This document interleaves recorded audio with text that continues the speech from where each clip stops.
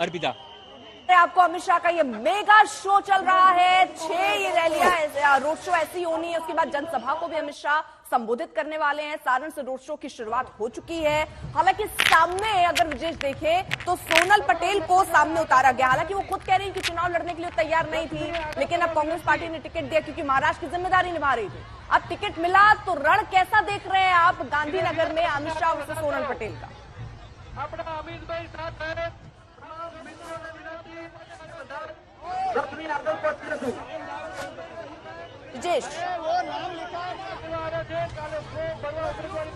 हाँ जी, देखिए जिस तरह से यहाँ पे सब लोग पहुंचे हैं, अमित शाह जो है वो अब जो है मीडिया के साथ आपको दिखेंगे। जिस तरह से धीरे धीरे रथ शो बढ़ रहा है, ये अब आगे जा रही हैं गाड़ियां और साणंद में जो है ये साणंद गांव में जाने वाले हैं। साणंद गांव में जाके ये जो है वो रोड शो आगे बढ़ेगा। साणंद एपीएमसी से होते हुए अब साणंद का जो बस स्टॉप है वहां पे पहुंचेंगे। तो ये रोड शो जो है वो 1 से 1.5 घंटे का रोड शो रहेगा और कार्यकर्ता जो है अमित शाह का स्वागत करते हुए यहाँ पे दिखेंगे। तो पूरी तरह से जो है वो ये तैयारी जो की थी उस हिसाब से जो है वो आगे बढ़ते हुए अमित शाह, और अब जो है वो यहाँ पे कार्यकर्ताओं को फूल यहाँ पे फूल से उनका स्वागत किया जाना है।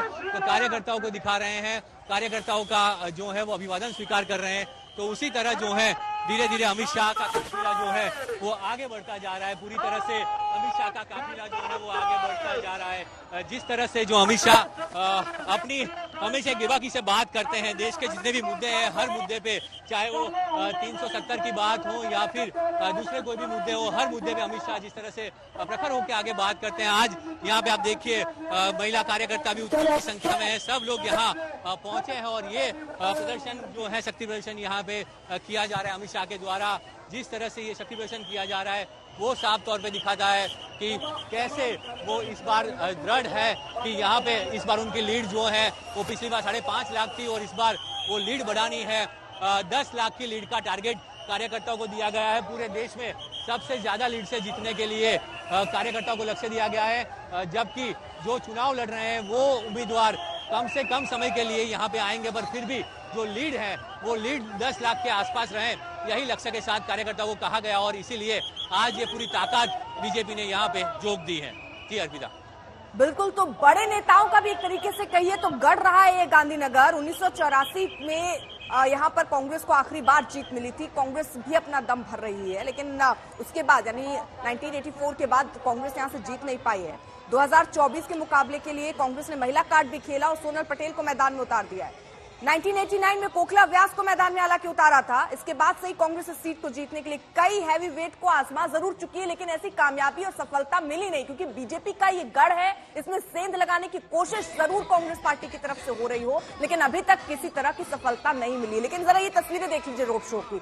महिलाएं हैं यहाँ पर, जो पुरुष हैं, बूढ़े हैं, बुजुर्ग हैं, हर कोई आपको हर वर्ग का शख्स यहाँ पर में नजर आ रहा होगा। और गुजरात के साथ एक अलग ही लगाव न सिर्फ अमित शाह का, प्रधानमंत्री नरेंद्र मोदी का भी रहा है, जो हर बार हमने देखा है एक गढ़ है यहाँ से। जो विकास का मॉडल है वो पूरे देश में छाया, सत्ता में काबिज हुए, और यही मॉडल जिसका जिक्र हमेशा यहाँ बीजेपी की तरफ से किया भी जाता है। विजेश हमारे साथ लगातार मौजूद है और इस रोड शो की तस्वीरें भी वो हम तक पहुंचा रहे हैं। तो फिलहाल आपको बता दें ये 6 जगह जहां पर ये रोड शो होनी है, उसके बाद 2 जनसभा को भी संबोधित करेंगे। जाहिर तौर पर चुनाव से पहले सरकार की उपलब्धियां, क्योंकि हर कार्यकर्ता को बूथ पर भी ये बोला गया है कि जनता तक जाकर सरकार की उपलब्धियां, क्योंकि कई बार अगर आप कांग्रेस पार्टी को देख ले तो कांग्रेस पार्टी ने जो काम किया वो जनता तक उस तरीके से पहुंचा नहीं। इस बात का जिक्र भी बीजेपी की तरफ से बार बार हुआ, लेकिन वो कमी बीजेपी नहीं रखना चाहती है। बीजेपी जनता तक ये मैसेज देना चाहती है कि देखिए क्या क्या काम हुए हैं और आगे क्या रणनीति है, यानी वो सामने अगर चुनाव में उतरेंगे तो क्या क्या करेंगे। लेकिन ये सीट बहुत दिलचस्प है, गांधीनगर लोकसभा सीट। लालकृष्ण आडवाणी यहाँ से 5 बार जीत चुके हैं,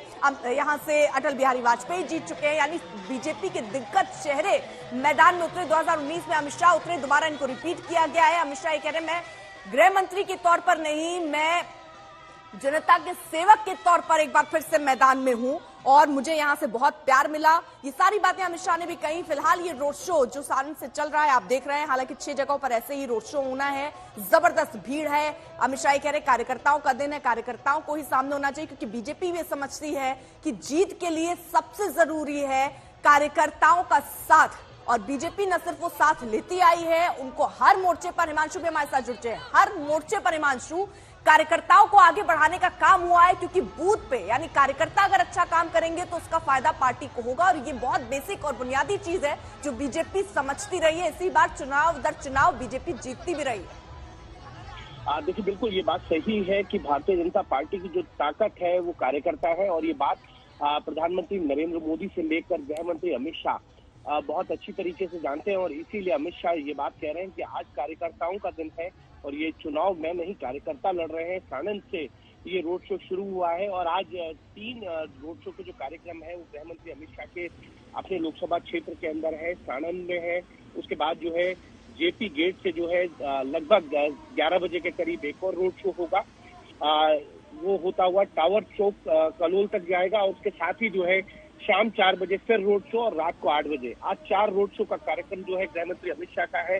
गांधीनगर की अपनी हर विधानसभा के अंदर जो है वो एक रोड शो करेंगे, और कल सुबह 9 बजे जो है वो अपना नामांकन करेंगे। और एक और चीज मैं आपको बता दूं कि जिस तरीके के रोड शो के अंदर अमित शाह दिखाई दे रहे हैं, कार्यकर्ताओं का हजूम नजर आ रहा है। अब अर्पिता, ये बताता है कि गृह मंत्री अमित शाह की किस तरीके से जो है वो गांधीनगर में पकड़ है। 2014 के अंदर लाल कृष्ण आडवाणी यहाँ से चुनाव जीते थे, 2019 में गृह मंत्री अमित शाह यहाँ से चुनाव लड़े, और एक बड़े मार्जिन से जो है वो यहाँ से चुनाव जीत कर गए थे लोकसभा में। लेकिन एक चीज ध्यान रखनी चाहिए कि इस बार अमित शाह का ये भी टारगेट है कि गुजरात में जो है वो सबसे ज्यादा मतों से वो ये चुनाव जीते, क्योंकि पिछली बार जो है वो नवसारी क्षेत्र से जो बीजेपी के प्रदेश अध्यक्ष है वो 6,79,000 वोट से चुनाव जीते थे। तो अमित शाह ये जरूर चाहेंगे कि इस बार जिस तरीके से वो रोड शो कर रहे हैं और अपनी पूरी ताकत जो बिल्कुल, देखिए ताकत सिर्फ यहाँ पर बीजेपी की तरफ से नहीं, ताकत कांग्रेस पार्टी ने भी जमकर लगाई है। महिला कार्ड यहाँ पर चला, सोनल पटेल को मैदान में उतारा, कई हैवी चेहरों को भी। हालांकि 1996 याद आता है जब उपचुनाव में राजेश खन्ना को भी यहाँ से कांग्रेस पार्टी ने टिकट दिया था, लेकिन कोई फायदा कांग्रेस पार्टी को नहीं हुआ। 1989 से ये बीजेपी का गढ़